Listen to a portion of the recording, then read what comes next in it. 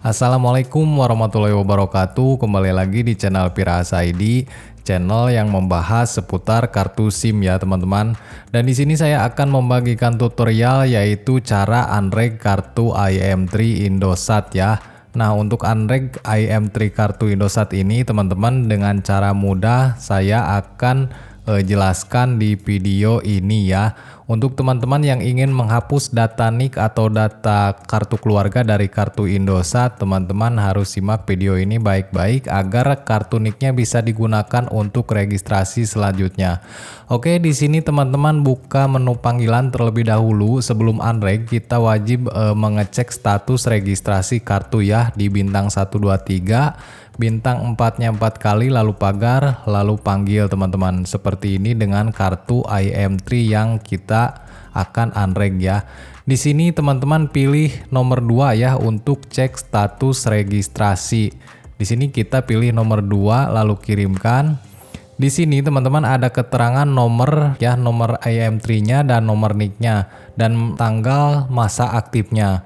Nah, di sini kartu saya masih aktif ya teman-teman dan ini akan saya unreg. Oke, dan selanjutnya kita sekarang akan unreg teman-teman kartunya di bintang 123 bintang. Terus 4-nya 4 kali seperti ini teman-teman, terus bintang lagi, terus 4 ya. Ini cara mudahnya teman-teman. Lalu panggil dengan kartu IM3 yang akan kita unreg. Lalu kita tunggu. Nah, dan di sini kita hanya pilih angka 1 aja teman-teman. Oke ya. Kita pilih angka 1 seperti ini, lalu kirimkan teman-teman. Oke, kita tunggu. Nah, dan di sini kita sudah berhasil unpair nomor IM3 Indosat atau unreg kartu Indosat ya.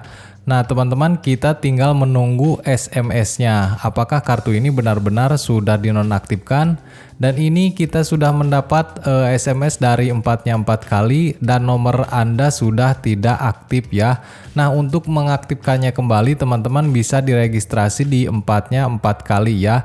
Oke teman-teman, itulah cara menghapus data NIK atau unreg atau unpair dari kartu Indosat. Semoga konten ini bermanfaat buat teman-teman semua.